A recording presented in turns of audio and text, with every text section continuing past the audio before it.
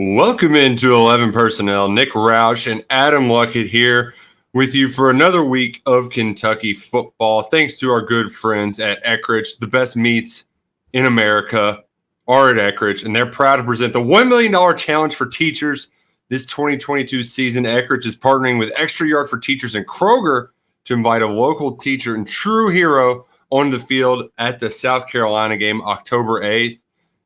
Randomly selected from a list of nominations. They're going to have a chance to throw a football through a target to win up to $1 million. Luckett, I think our wives would be right up for this challenge. Mine's probably going to have a newborn, so she's out. But you need to go to Eckrich.com, find the link under the football tab, and you need to nominate your wife.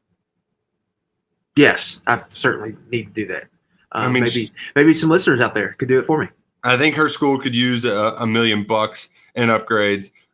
Your teacher certainly could too. So go to Eckrich.com, find the link under the football tab, and nominate your teacher by September 28th. It's 1 week from today. So get it done and go to the South Carolina game. Win $1 million thanks to our good friends at Eckrich. Luckett, we're burning and turning along. I feel like I keep seeing you on this YouTube all the time because things just keep happening. We had a 2023 football schedule release last night. If you haven't done so yet, go check that out on Kentucky Sports Radio on YouTube. I've got enough schedule talk though. I'm schedule talked out. I've got nothing left in me. So let's worry about 2023 when 2023 gets here. Right now, right, we're in the 2022 season. Happy week 4, a month into the season, Nick. It's moving fast here, and we got a lot of big games coming up for Kentucky. One more bye game this weekend. But about to enter the teeth of the schedule. So this is when it starts getting good right now. Well, and this is a big week too to see how Kentucky responds to the kind of self-imposed adversity, right? Like some of it, there's a lot of injuries on the offensive line. We're at week 4, and we've seen 3 different starting lineups out there. So there's been a lot of shuffling around. There hasn't been consistency up front, which has not been a problem really at all for Kentucky going back all the way to 2015. So we're in a whole new territory. And lucky we saw the team respond to the rat poison in week 2. But how do we think they're going to respond to the coaches really putting them in the meat grinder, the Eckrich meat grinder this week? I don't really know because, like, Northern Illinois, the strength of their defense is kind of in the front. They've got size and length. It's going to be another challenge, I think, for Kentucky's offensive line. But one thing I've just been thinking about this week, like the offensive line did not play good against Iowa. And that was a really good defensive front. And Chris Rodriguez still found a way to rush for 115 yards, a touchdown, receiving touchdown, whatever it was. Mm-hmm. The last touchdown, he had to break a tackle behind the line of scrimmage and scored. Like that comes back next week. Like that's what they're getting next week. So like he's going to solve some problems for the group when they get him. I think overall there's a lot of growing pains this group's going through. It seems like maybe confidence is a little bit of an issue. So they're trying to keep that confidence with this group. And I have no idea how they're going to play on Saturday, Nick. I don't. They could run for 200 yards. I could see that. Maybe they could pop a big 50-yarder or something. Or I could see them coming out and, barely average 4 yards per carry when you take out sacks like they have the last 2 games. So I could see anything. How do you have that much – based on what we've seen, how do you have much confidence in what they have? We've seen, Lavelle Wright and Kavasier Smoke just aren't going to break a lot of – like, they're not creating a lot of stuff if stuff's not there in between the tackles. So if you're not able to get movement, I'm not really sure what we'll see. And if the receivers aren't going to block either, that's an issue in and of itself, too, that they're stressing this week. And there's a lot of talk, like last night at practice, it was like that was not to our standard, played our standard. So I think you're going to see a motivated group, but I don't know. I don't know what it'll look like on Saturday. We don't know if Tayshawn Manning's playing. It's just there's just a lot going on with that offense, and I think getting 24 back will help a lot of issues. But one more week without him, I don't know. I do think you're getting a best case scenario though if you're the Kentucky coaches from that Youngstown State game. You win 31-0. You got coaching points, right?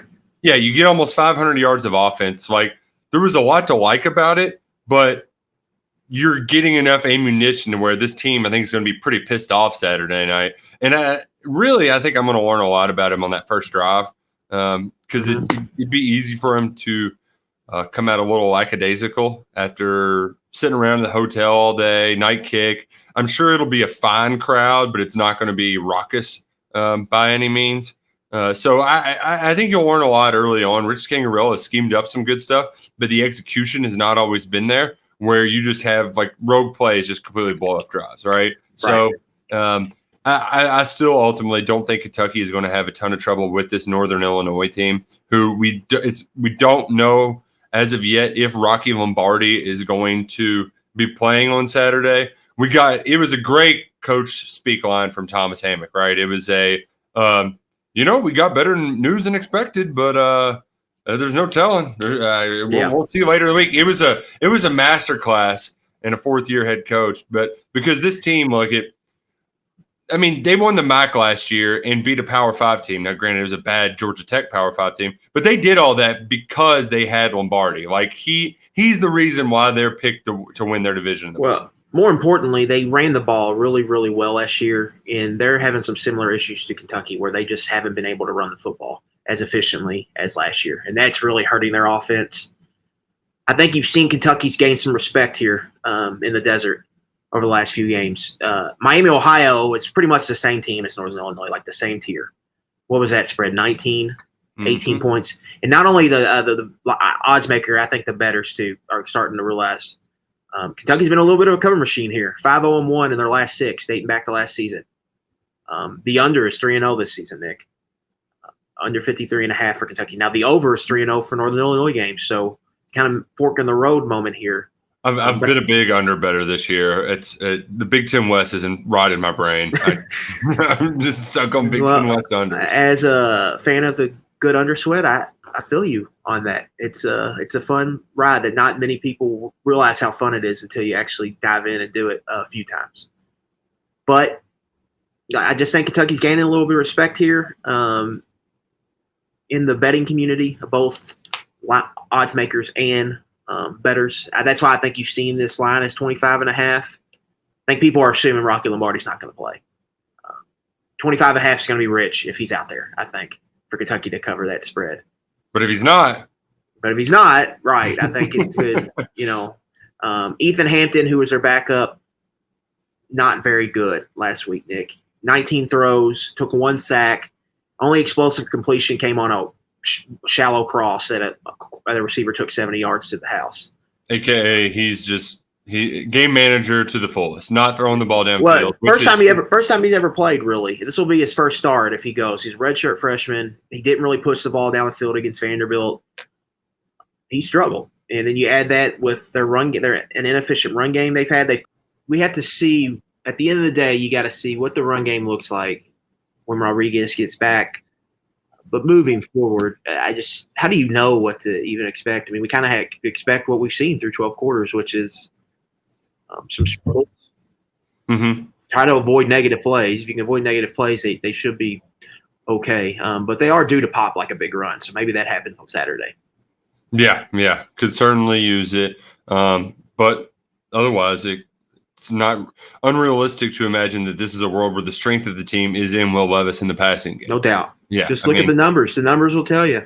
The thing that I really got to diving into this week was how PFF breaks down the quarterback throws. I'd seen previous grades for like line play and stuff like that. Had never seen the quarterback throw like that feature they have where Levis was between 10 and 19 yards. He was 7 of 10 for 180 yards or something. 2 of those incompletions were interceptions where he's trying to force the initiative there. But the fact that he is the depth of route and just this offense is completely different than what we're used to. And so we're having to, it's kind of retrain your brains, right? Yeah. Stoops was joking, like, y'all were giving me hell for not throwing it enough, and now I'm not running the ball enough, So, I think there is an adjustment period for us as fans that, I mean, you've got a first-round pick at quarterback. You've got some future pros at wide receiver. Just use them. Just keep on using them. And if I was to make one other point too,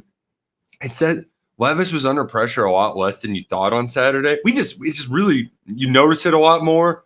But I think he had 42 dropbacks or 46 dropbacks, and only 38 of them he was even under pressure. Like it was a much smaller number than you think. It's just that when you mean or he wasn't under pressure 38 times. You mean he was under pressure 6? Yeah. Sorry, excuse me. Clean pockets and 38, right? Yeah, but like when he is under pressure though, and when those negative plays happen, it just wrecks drives much more than a 1-yard tackle for loss. I've been saying this almost all off season. Like this season Levis is going to take you whatever Kentucky does this year. It's going to be because of where 7 takes them. And you heard this coaches talk this week, like we need to be better around him. So to me, like through 12 quarters, he has been about as good as you could expect, right? Hope for, to me. With all that, like we got to think how young they are at receiver too. Yeah. And like all these new pieces and new offense, and he's come out and like he hasn't been perfect. But if you talk to Rich Scangarello on Tuesday, the first interception, he threw the ball where it was supposed to go. I think it was Barry Brown, cut his route short or cut it off. Yep. And the DB just made a great play. Second interception, there was another bad route according to Scangarello, but he had bad footwork and it led to, a bad throw. He says most of the times he can get away with that because if it's his arm, that time he didn't. So it's a footwork thing. God, I will say about Youngstown State, defensive coordinator Jamal Brown, he was doing some really like NFL stuff. Like mug front, double A-gap blitzes. That's not something you really see in college football. And I think it did catch Kentucky by surprise for a time or two. I thought he did some good things to challenge them. And even when he challenged Levis, throwing fades to Brendan Bates 30 yards down the field. That was beautiful. A one-arm rocket there to move the chains on third down on the edge of the red zone. Like he's doing some really good things. Kentucky currently ranks in the top 25 in passing success rate, and that's even with all those sacks and pressures in there, without a running game. So they're not even able to take advantage of true play action, really yet, other than early in the Florida game when they were just loading the box. So as that comes, and when Rodriguez gets in here, that's going to be even more, stuff's going to be even more open. The young receivers are going to keep growing. Like Levis is averaging just under 10 yards per attempt, Nick. Like there's a lot to believe in with him right now. It's I get very excited even talking about it because I think the joke off season was he's never thrown for 300 yards, yada yada yada. Well, he's done it twice. In the other game, he averaged over 8 yards per attempt and won Kentucky the game with his throws early in the ball game. I just want to share some of the other offenses that he's ranked higher than in yards per attempt. Oklahoma and Dylan Gabriel. Yeah. Drake May in North Carolina, like Spencer Sanders in Oklahoma State. These are like Big 12 offenses that are known for throwing for 500 yards a game and whatnot. And I know you can't tell everything by that, but yards per attempt does a good job of telling you just how efficient a quarterback can be because they're able to vertically extend the field with their arm. And he's doing that right now. Like some of the only ones that are beating him out. Shout out to Max Duggan at TCU. That guy's still in college football. Like that's impressive. Good for him. Good for him. Duke has a quarterback that's averaging 11 yards per attempt. Riley Leonard. Only 5 touchdowns though. Dude. He's just you can get lost in the numbers early because it's only 12 quarters. Some teams play bad competition. But he looks the part and he's making all kinds of throws. And I just think they're only going to grow and get better. The passing game is going to be really good. If they get that running game going, the offense is going to take off. But this is a big test. I think this game is going to tell us a lot. This is the worst defense they played, Nick, in my opinion, Northern Illinois. And specifically against the pass, you pull up some of their numbers. Now, Northern Illinois has played some decent quarterbacks. Davis Brin, who we'll get into later because Tulsa plays Ole Miss, and I want to talk about that game later in the podcast. He's been having a good year. A.J. Swan at Vanderbilt's done some good things in the 6 quarters he's played. But overall, Northern Illinois is 128th in pass defense success rate. There's only like 131 teams. They're 121st in yards per attempt allowed, 115th overall their defenses, points per drive. Like this is a bad defense. the projected final score has Kentucky getting 39 points. And Kentucky's been not terrible on offense, but that could be a lot of points. Like Kentucky should produce a lot of big plays in the throw game, and Levis could. I think he could throw for 400+ yards this week if he wanted to. Judging by Mark Stoops' tenure this week, that's not what they're going for. Sounds like they want to come out and run the football better than they have. But it's a big game for Kentucky's offense. You're coming off a bad performance. You should be in a motivated spot. I'm very interested to see how they play. If they come out and really put some crooked numbers up on the scoreboard and some big numbers in the stats, I think it's a lot to feel positive about. If they don't, I would be a little worried moving forward. So I think it's the biggest impact of this game, I think, is how Kentucky's offense performs. They really need to come out and play well. Now, we spent most of this podcast talking about offense. I want to get to some other action around college football, but let's switch it over to the defense because, look, it's pretty damn good. I mean, and I think my biggest. It's crazy what happens when this defense just has good cornerback play, right? Like I know that it was a big talking point a year ago, but to see, I mean. I don't think Keidron Smith gave up a reception at all on Saturday. I mean, it's not like Youngstown should have had a pick. That was juggernaut. Yeah, I mean, and obvious interception. I thought if they called that a pick on the field too, the call on the field stands, right? Carrington Valentine has 7 PBUs through 3 games. Like that's a lot. He got his first career interception. He did it in the end zone, and 2 of those plays were just in the end zone. So like, I mean.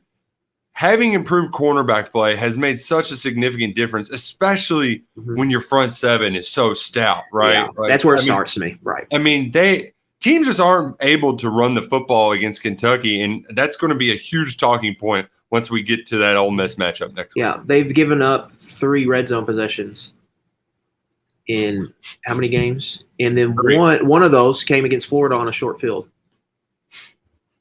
Crazy. Like they're not giving up yards. They're per CFB graphs here. They are 9th in EPA allowed.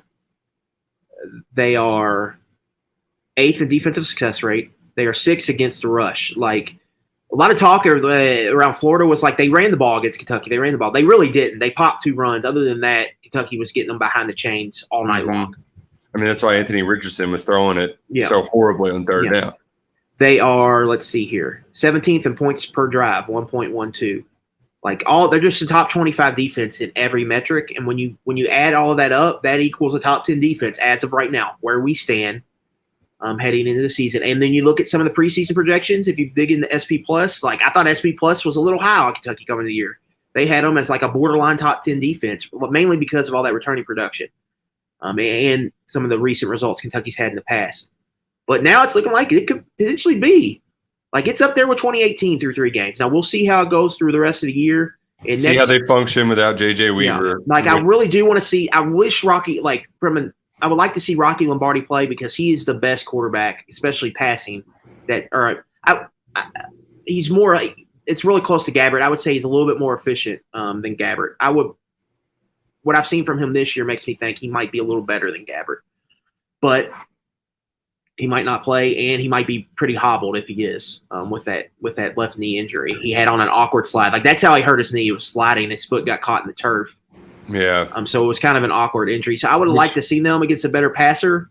But there's just a lot. There's just a lot to like with this defense, and they are just smothering teams. But I think it all starts with the front, Nick. They're deep. They can rotate bodies. They've got run stuffers, and then. When you have that and you've got a secondary that's giving you ball production, it's just a really, really good place to start. And I hate that Weaver's going to have to miss at least this week. Yeah. Because you really want to see him and Wright together, just what they can produce on the field. We saw it in the Florida game. But overall, there's just a lot to like about Brad White's group. And he's doing an excellent job through 3 weeks of the season. Yeah, and at least this week you do get to have Keaton Wade some more action along with Alex Afari. Mm-hmm. You'll get the snap count. Yeah, and they only played 46 snaps last week, which a lot of times in these FCS games we get worried about, like they're just playing too many snaps and it wears them down. You look at Jacquez Jones and DeAndre Square. 17 and Square played 23 or something. Yeah, that's where you wanted them. Yeah, you didn't have to wear and tear them too much. Yeah. I think that's big moving forward. And you look at the defensive line snap counts; they're keeping them all those guys around 25 or less, right around that. And so long term, that's going to be great. And they just got Darren Henry Young back, and I thought he looked good. Yeah, in a limited playing time. So that's another body they can use. So there's just a lot to get excited about with this defense. Yeah, and with Weaver out, it feels like we're primarily going to go nickel, but we're also going to rotate Keaton Wade in. Mm-hmm. I think it was like 27 for Afari, 16 for Wade. So it was a nice little balance. And Wade will get some more run in some action this Saturday. He got his first half sack with Khalil Saunders, who that guy is shocked me. Yeah, he's good. I thought he was like a 3-tech, like big. No, he's playing defensive end. He does really well. And his most impressive play, I don't even think he got the tackle on, but he forced the pitch on the option where he played it exactly how you have to play it. And it was a great play. That just, it goes to show you the depth too in the Youngstown. I mean, he's a redshirt freshman that you don't even think about because he wasn't the highest recruited guy, but there's one of those John Summerall guys that came out and is really produced early on in his career, exceeded early expectations. So this Kentucky defense, they're rocking, they're rolling. I don't think they're going to slow down anytime soon. I will say if I was the Northern Illinois head coach, I wouldn't play Lombardi, and that's not me just being Joe. Yeah. I'm not afraid of him, but why would you? You aren't winning the MAC by keeping it close against Kentucky, right? Like, yeah, you got to also watch. It's still got to be a competitor, and you don't want defeatist mentality. If he can play at all, he needs to play. But yeah, I get what you're saying. Right. Like it's not a conference game or anything like that. But yeah, it's all going down 7 p.m. Saturday night, Kroger Field. The Brockett ship is in the house. Like we got Brock Osweiler on the call. I know. I had no idea he was in commentating, in broadcasting. I heard his name get mentioned, but I thought they were talking about like he went to school at whatever game I was watching. No idea that Brock Osweiler's in there, but I'm excited to size myself up against and see if I can stand up tall next to John Elway quarterback. Right? He likes him tall. He likes him big. He likes the big arms. So I'm gonna be sizing him up in the press box. There is a lot of other exciting action, so I know that you'll be watching more than just that Kentucky Northern Illinois game on TV at the wedding on your phone. You'll have some other ones pulled up, and you can get in on all the action by playing with MyBookie. That's mybookie.ag. Put in the promo code personnel, and you'll claim a double your deposit bonus. That's right. You can throw up like $250. You'll get $500 back.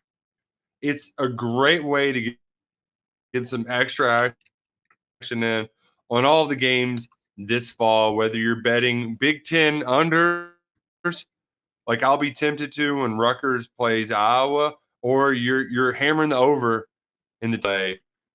The best time of the year, it's winning season. Get in on the winning season now at mybookie.ag. Promo code personnel. They will double your first deposit. I think up to $500. So enjoy it with MyBookie. Luckett, we got to put our I'm looking forward to this Tennessee-Florida game because I can't figure out Tennessee. I can't really judge them against Pitt when they had their backup quarterback the whole time.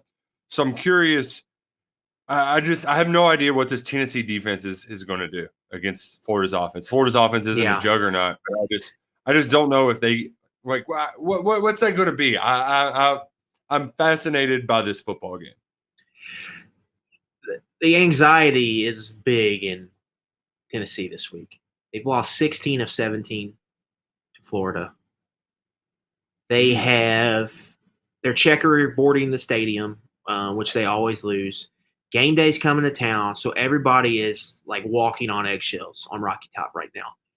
You look at their schedule, Nick. They have an early season bye. Like their bye's next week, Tennessee. So they're going to have to play 8 straight to end the year. 7 are conference games. And you look at the schedule, it's at LSU, Bama at home, coming off the bye. Like, that's going to be tough. Like, they could easily have a 3-game losing streak after this game. And all that offseason hype and everything is out the window. So there's just a lot of pressure here for Tennessee. Like they're riding high. They think they're, everybody like Kentucky gets credit, but I think most people in the talking head world kind of think Tennessee is the second best team in the East. But they can't be that if Florida goes in there. It's a great spot, I think, for Florida because they're a big underdog, but no one really thinks they got much of a chance. But we don't really know much about this Tennessee defense other than what we saw at Pitt, and Pitt had some success running the ball against them. And Florida is the best offensive line they've seen yet. And if Anthony Richardson is able to do some things to get some guys out of the box, I think Florida can have a lot of success running the ball. So I'm interested to see just what the game looks like. Because Florida, the worry in this game for Florida is they just don't have any depth, so they could just wear out in the fourth quarter. But Tennessee's a little banged up at running back. Their offensive line, I still don't think it's very great. So if Florida can get into a ball control type situation and limit Tennessee explosives, which quietly, Nick, Tennessee's having some issues creating consistent, explosive vertical plays like they did last year. So if they're able to do that, I could see this game get in the fourth quarter. And if it gets in the fourth quarter, Florida's going to have advantage because everybody in that stadium is going to be just waiting for something bad to happen. So I'm really fascinated to see this game. It's a huge spot for Heupel, and it's also a pretty big spot for Napier because he can get a lot of brownie points here early in his tenure if he goes in and beats Tennessee as a big dog. And big moment for Anthony Richardson. He's played like crap 2 weeks in a row. If it becomes 3 weeks in a row, you got a pretty big issue. So that's any game on all results. I think Florida could potentially have a slide if they lose this game. So pretty big game in the SEC East for Kentucky. If Florida went in there and beat Tennessee, that's Kentucky. You're feeling pretty good about your spot in the East in just a month into the season. I just love the yo-yoing we're doing with Florida, right? The story of Billy Napier's first season would be just pure comedy if it's Utah win, best team in the world, lose to Kentucky, you're the worst. Now USF, you struggle, you might be even worse than that. And then to go on the road and beat Tennessee, that would just be comedy. So I'm here for it. I'm very anti-Tennessee, and I think Florida, they're definitely going to trip up at some other points throughout this season. So from a purely standings perspective, I mean, you've got the tiebreaker over them, so Kentucky fans need to cheer for Florida. So, and it's just we don't know anything about Tennessee because the way Heupel and them play, it's just they're going to crush some of these bad teams they play, and they're going to run up scores. So, it's hard to judge them. You have to see them against real competition, and we're going to see them here. And then there's always a dynamic of it's hard if you want to push the gas all the time, but then realize, we need to give our defense a break if Florida goes on a couple 12-play drives or stuff like that. So then if you find yourself in that kind of area, it can be hard to game manage if you're Heupel. And I think that's why he's got his close game record isn't very good. If you kind of dig into it, it's a lot of, you go full speed, you can blow out teams, but when you get in a close game, it's just you got to play a little different, and that's not maybe to your you can throw your way out of it. Yeah, I mean, I've watched Purdue and Jeff Brom throw his way out of games. This is nothing new to me. But it's going to be fascinating. Like you said, there's going to be a lot of anxiety on Rocky Top. I had never seen, I wasn't paying close attention to SEC football in the 90s because it wasn't exactly great for Kentucky's sake. I had never seen the play that they called a touchdown. Palmer from Florida throws it in the end zone, and they rule it 6, and the ball just drops to the turf almost instantly. Yeah. What a terrible call. That's so bad. I mean, they're Florida has tormented that Tennessee fan base. They are how Tennessee feels about the Kentucky game, where they just think no matter what happens, they feel the opposite when they play Florida. Just what goes wrong will go wrong. It's kind of their feeling. So there's it's the best. It's the first real SEC 3:30 game of the year. Mm-hmm. It's going to be a crazy atmosphere there. And like I said, for both sides, it's a huge moment for Nate. If Florida goes in there and gets trucked, Napier is going to be feeling some heat early in his tenure. You lose to Tennessee and Kentucky early. If you lose both by double digits, people aren't going to be happy down there. So it's just for both sides. I think it's fascinating. This is what makes the sport fun, is when you get stakes like this in these games. That's when stuff gets good.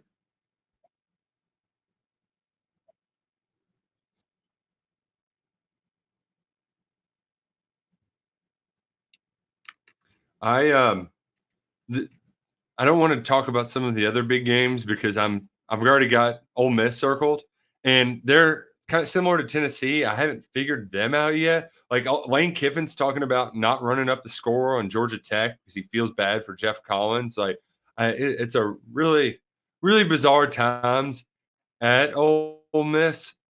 What do you think we can learn from this game they've got coming up Saturday? We're going to learn more about their defense. Troy hasn't ran the ball at all season. They've been pretty bad running the football. Central Arkansas seemed like they had nothing to challenge Ole Miss with, and then we know how bad Georgia Tech is. But Tulsa's actually good on offense. Quarterback Davis Brin is averaging like nearly 400 yards per game, I think, over 10 yards per attempt. They're in the top 25 in passing success rate. Like, it's a really good passing offense. Ole Miss has been good on passing defense, but they just haven't been challenged at this point in the season. So we're going to learn what their pass defense really has. Like, these numbers are great for Ole Miss. Like, they're number 5 nationally in points allowed per drive, 0.37. Like, they've been like surprisingly really good on defense. But how much is it just competition? I think Tulsa has the offense to challenge them and put up some points. And if Brin goes in there and throws the ball around the yard and has a good day, I think that's promising for Kentucky going into the next week. Because, like, when you look at Ole Miss's offense, Kiffin's protecting his quarterback. He's not letting Dart really – he's letting him manage the game. Like, they're throwing a little bit, but it's not. They're riding their running game. They're riding their 2 good tailbacks and their good offensive line, and they're very, very run heavy. I think they're top 10 nationally in run play percentage right now. They're very run heavy. And so – but Kentucky, I feel good about Kentucky going in there and stopping the run, potentially, if they play Ole Miss. And so if they make Dart – if it turns into – a game where both running games are limited and it comes down to which quarterback can win it. And if Ole Miss shows some chinks in or shows a little bit of weakness in the pass defense this week, and Dart has to go against that Kentucky defense and make throws, I would like Kentucky's chances in that game. So really, for me, I want to see how Davis Brin performs. If he has a good game, then I think from a Kentucky standpoint, I think they should feel pretty good about going into Oxford next week. It's I know many people are upset it's going to be an early kickoff, but if the Tulsa quarterback does make mincemeat of them, then could be a fun day for Will Levis. I know a lot of fans in the Commonwealth have enjoyed watching the Louisville Cardinals play this year, and when I mean a lot of Louisville fans, I mean the Kentucky fans in Louisville are enjoying watching Louisville suck. And man, USF might be a live dog. Might be a barking dog. Well, I wouldn't touch that line with a Louisville's bad though. 100-foot pole. They're so bad. It's just I just don't know what to make of this Cardinal football team. How do you conceivably go to the window and say, "Yeah, give me 4-20 Jeff Scott and the USF Bulls and 13 points"? Like, I just don't know how you can conceivably play them. I don't know. I expect Louisville to win this week, but you don't know what the psyche is over there. And then you look at Louisville's schedule here. Like, this was a scenario like they had to avoid the 1-2 start, the 0-3 or the 1-2 start, because now, like, they need to beat USF to get the 2-2. They're better than both Boston College and Virginia these next 2 games, but they're on the road. They're not that much better. So you have to think, like, most likely scenario is probably 1-1 in that 2-game stretch. That gets them to 3-3 bye week. And then after the bye week, Nick, they have 6 games, 5 against currently ranked opponents. And the other one is James Madison, who's averaging 52.5 points per game through 3 games. So you're looking at Louisville's schedule right now, and you're like, it's just like the bottom falling out, it won't be as bad as 2018 with Bobby Petrino, but that is on the table. Like it could totally fall apart here for them when you look at the back half of their schedule. And when Louisville, the two things I like when I looked at Louisville and scouted them in the offseason, it was one, Cunningham has to be a star. They need him to be a star. He's taken a step back this year. I don't see how you can say he has it through 3 games. Number 2 is they need multiple transfer portals to hit additions to hit and be impact players. Now they've lost Jermaine Lole and D. Wiggins, two guys who might have been two of their most probably 3 or 4 important additions. Nope. You need Wiggins to be like the deep field stretcher to take Tyler Harrell's place. He's out for the year. And you need Lole. Finally they got a guy like a run stuffer inside, and he's on for the year. So they're like 0 for 2 on the 2 most important things that they needed heading into the season. And now like it could just really backslide on them. And like it wouldn't be crazy if Kentucky's playing them again with an interim coach at the end of the season. To me, I think that's definitely on the table right now. And I necessarily didn't think that before the year, but the way it's trending right now, it's not going the right direction.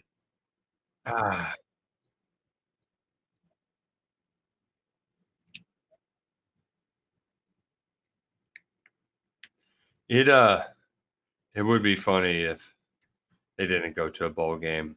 I mean, I would laugh. I would giggle. But it's on the table. And even in a bad ACC, things aren't looking good for the Cards. We're going to enjoy it at their expense. But I will say, Luckett, if they do end up playing in the GMAC Bowl or the Quality Car Care Bowl that's in that first week of bowl season, we could end up like those games. They might not be where we currently see them now. Conference commissioners are proposing a change to the bowl schedule, not just to the bowl schedule, but to the entire 2 bye weeks potentially in college football. And then it also starts bowl season a week sooner, making more room for college football playoff expansion. There's also some changes to the recruiting calendar. I think that's where a lot of the juggling and the kind of scrutiny is coming from right now. But Ross Dellinger had this report. Like, what were your initial thoughts and takeaways from it? They really wouldn't say if rivalry week's going to stay on the same weekend or not in that report.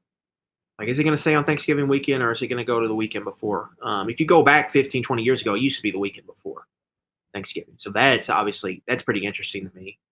I would hate if they gave up that weekend, like that Black Friday, Thanksgiving, Saturday combo is usually pretty good. And then like the new tradition of Egg Bowl on Thanksgiving night has just been awesome. So we'll see on that. I do like them leaning into week 0. Have like essentially week 0 would be the permanent start potentially. That gives you 2 weeks without the NFL. Like you can own the football world there for 2 weeks. I think that'd be good for the sport, especially if you got some big games either in both weeks. Really, you play some big games early. I think that would be good for the sport. And then the other one was they're moving signing day back 5 days, and it's going to be on a Monday. So they give them extra time. I wish we would just get rid of the December signing day, get it back to February. But that's just my 2 cents on that. So I don't know how much of a difference that's going to make. Then number 3, the potential of coaches being able to visit or I guess host juniors on campus or go visit them. No, it's go visit them. I don't like it. I don't like it at all. They got enough crap to do. I don't know. I don't like going. They host plenty. I don't know. Something about going to see juniors. Like I can be pro coaches. Like, hey, you do enough stuff. You can take a little bit of a break and not have to visit juniors on campus. Yeah, my only thought was they go to visit kids anyway. They could just see the juniors while they're at these schools too. That's how I kind of read it. The big sticking point I had was taking away Army Navy. That's the one that sticks in my craw more than anything because it didn't say outright if they would keep rivalry weekend, but I'm under the impression. Yeah, that's why I just don't know what they're going to do with that. That would change my opinion on it a lot. I just have to see how all that would shake out. That would be my question. Because I like Army and Navy standing alone. I think it's a good idea too to add some buffering to that recruiting period because right now it's the season's over with and you've got 10 days to sign a class. Like it's crazy turnaround. How would you feel if they just I'm trying to think when the first playoff games would be, because they would be pretty soon after the season. Be the week after Army Navy, I believe. Well, how about just play Army Navy as like the noon game leading into those? I'd be up for that. Yeah. Right. I don't know how the window would work there, but yeah, how about just like we start that game? I mean, you could even start at maybe 11:30 or whatever, and you can lead into those games. I just don't know like TV how that will work, because they're going to want all of those games in their own window. I would think. Can I just say too that I hate whenever it's mentioned in this that Dellinger brings up the NFL Saturday games late in the season. NFL, you've got your own day. Stick to Sundays. I mean, they've already taken over Thursday. College football created Thursday night football. Yeah. And that when we were growing up in high school, Nick, that was a huge thing. Every Thursday night, there was always a good game on Thursday night. It seemed like. Yeah. And now it's gone. Horrible West Virginia blackout. NFL took it that over. Was a Thursday night. Big East was a lot of that. I mean, they kind of owned that night, and then ACC dabbled. Big 12, I think, dabbled a little bit. Pac-12 also dabbled. But do we even get college football back for this Thursday? Yeah, we got West Virginia at Virginia Tech, which is a fun little rivalry game. Oh, okay. Yeah. Shout out to West Virginia for playing those regional rivals too. Shout out to them. That's awesome. Glad they're 11 Power 5 games for the Mountaineers this year. Even though it is, almost suicidal. But yeah, for the most part, I don't mind a lot of the scheduling changes, but there's just going to be a new normal. Really like making week 0 more of a thing, to give yourself another bye week, to start earlier, because we're already hungry for it. And I'm sure week 0 would still be mostly, I think Labor Day weekend would still be huge for college football from like a big TV aspect, whereas like week 0 just kind of dips your toe in. And it gives you 2 weeks before. Yeah, they just need some more games on weeks. You need a fuller slate so you can have football on from noon to midnight and a couple games in each window, so you have options. Like that's really kind of the perfect week 0, because usually every year it's pretty exciting, but like you get the one big game and that's pretty much it early. Mm-hmm. Yeah. But now if you could get 3 or 4, kind of big games, and that would be fun. And I think there's advantages to playing that if they keep the double bye. I don't know if they would keep the double bye if they would just get rid of Thanksgiving weekend. I think they give everybody a double bye. See, I like that too. Why not? Yeah, it's player safety. That's the best. It just gets the season here, and it starts. Yeah, I'm a big fan of the week 0. I think it's been a nice little revelation, and shockingly, people have realized, people like to watch football. Why don't we put more games on TV? Like Nebraska Northwestern had like 5 million people watching it. People like football, so put it on the tube. We really like football here on 11 Personnel. We appreciate you joining us. Sorry for a few technical delays. It's 95 degrees. Hold on right here, Nick. I just want to let the people. President's picks are coming. Okay, President's Cup picks are coming. Oh, quit trying to shove that down our throats. Nobody cares about. It'll be on pick 3 this week, so make sure you're checking out pick 3, and we'll have some locks there for the President's Cup. Just stop trying to make the President's Cup a thing, NBC. It's during football season. The U.S. wins by 1 million, like every single time. I just don't. Maybe you can give me a care by sharing picks, but it's the most lopsided event in the history of sports. I will eat. I'll do the Mark Ennis. I'll eat a live animal if the U.S. doesn't win the President's Cup. Like it's not even a contest. Okay, so please stop trying to make it a thing, NBC. Now we have a rooting interest here, fans. International team. Let's get hot, Adam Scott. I believe U.S. is like minus 700, minus 800 to win. So that's crazy. You're not too crazy off there. Well, yeah. Apologies for some technical difficulties. It's our last 90-degree day of the year, and my sunroom and my computer and all of the equipment we've got hooked up just can't handle it at once. So little start and go here and there, but appreciate you sticking with us at 11 Personnel and right here on the Kentucky Sports Radio YouTube page. Make sure you're subscribed for so much content. It's only getting better with our guy Stephen Peak working behind the scenes to make it happen. Really appreciate his work. For Adam Luckett, I'm Nick Roush. Go Cats and go Kroger.